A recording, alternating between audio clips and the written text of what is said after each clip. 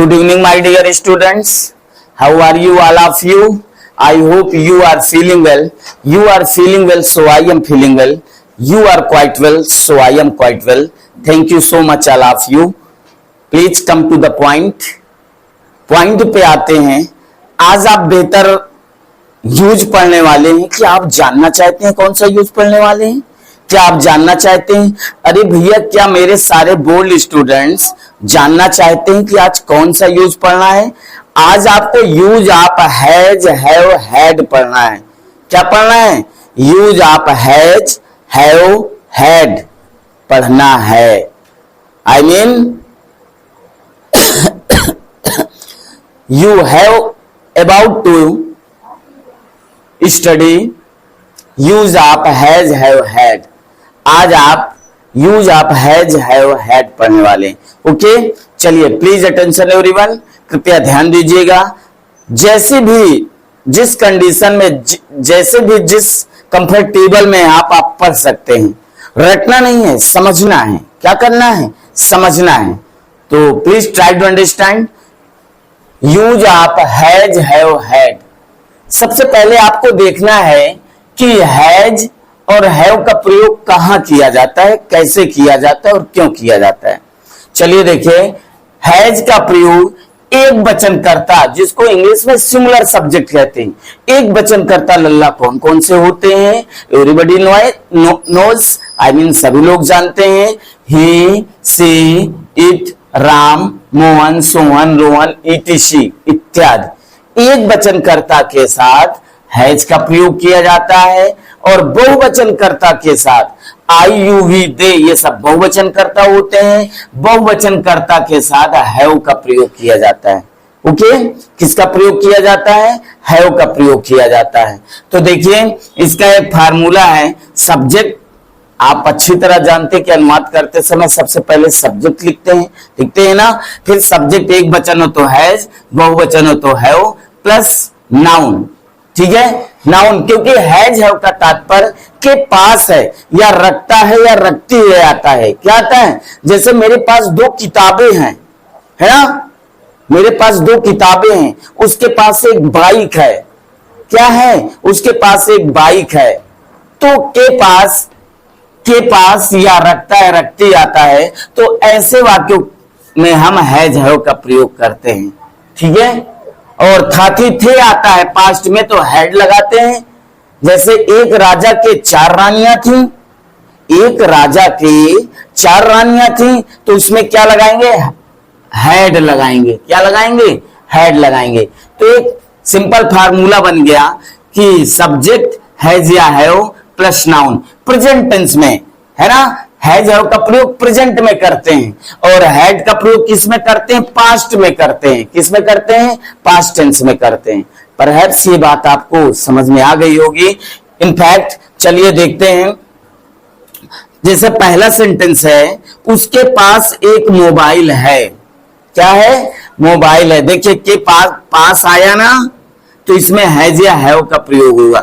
और देखिए, प्रेजेंट में ही तो है, उसके पास एक मोबाइल है, प्रेजेंट में है, तो भैया इस फार्मूले का प्रयोग करेंगे. सब्जेक्ट उसके, तो क्या हो जाएगा बेटा? ही सॉरी, ही एक वचन सब्जेक्ट है तो क्या लगाओगे? हैज. अगर बहुवचन सब्जेक्ट होता बेटा तो क्या लगाते? हैव लगाते. ठीक है. तो उसके पास एक मोबाइल है. He has a mobile. He has a mobile.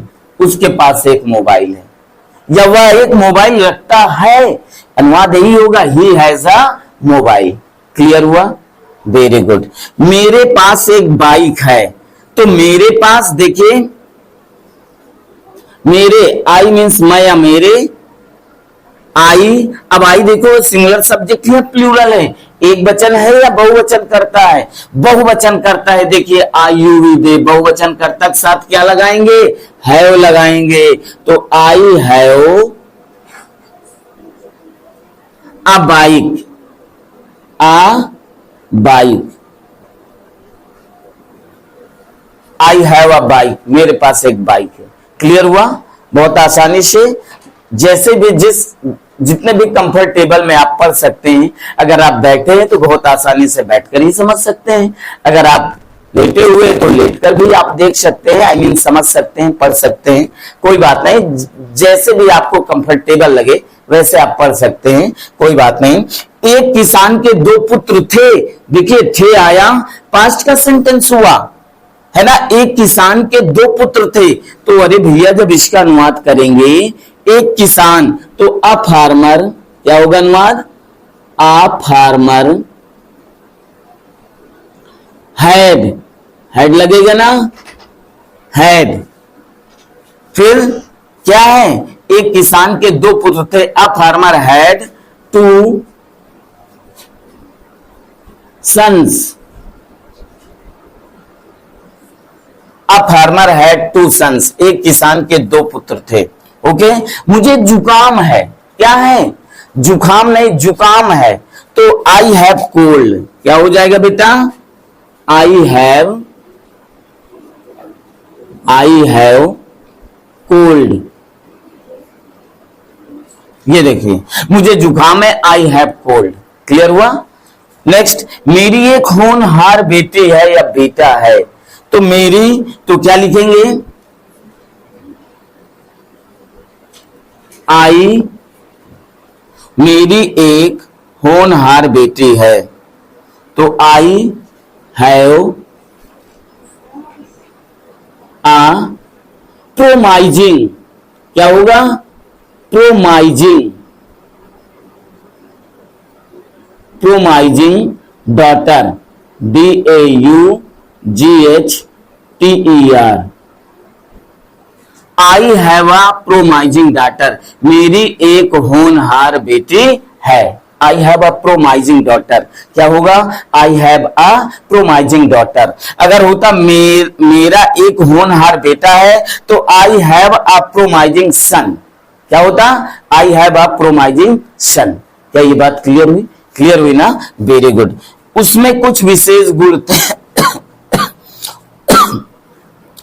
उसमें कुछ विशेष गुण थे, तो देखिए उसमें मेल भी हो सकता है, फीमेल भी हो सकता है, ही ले लो या सी ले लो, चलो ही लेते हैं, ही थे, हैड लगेगा ना, ही हैड सम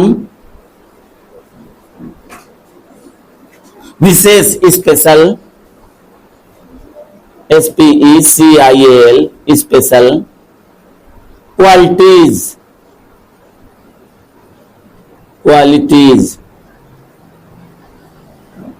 उसमें कुछ विशेष गुण थे, he had some special qualities, उसमें कुछ विशेष गुण थे। क्या ये बात समझ में आ गई, वेरी गुड। नेक्स्ट सेंटेंस, एक राजा के 3 रानियां थी, तो अ किंग, क्या होगा अनुवाद इसका बेटा, अ किंग हैड, एक राजा के 3, एक राजा के, a king had 3 queens, QUEENS, हो गया, अ किंग हैड 3 क्वींस, एक राजा के 3 रानियां थी, क्लियर हुआ। नेक्स्ट, हर व्यक्ति में दिमाग होता है, हर व्यक्ति में दिमाग होता है, तो क्या अनुवाद होगा, देखिए भाई, एवरीवन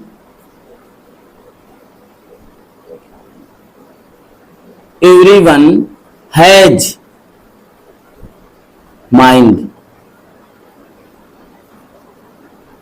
एवरीवन हैज माइंड, हर व्यक्ति में दिमाग होता है।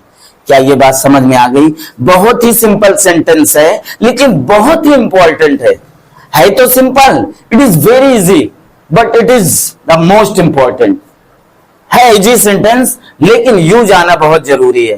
क्या ये बात क्लियर हो गई, क्या क्लियर हो गई, प्लीज इसे राइट करिए, सारे लोग राइट करेंगे और सेंटेंस क्रिएट करेंगे, सेंटेंस बनाएंगे, ओके, जिससे आपकी बेहतर प्रैक्टिस हो जाएगी और ये सदैव के लिए आपके माइंड में फिक्स हो जाएगा।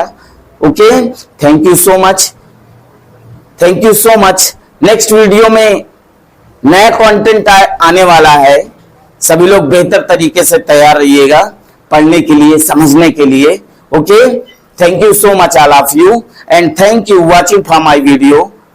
Be of good cheer, सदैव प्रसन्न रहें, सदैव खुश रहें. जय हिंद, जय भारत, वंदे मातरम.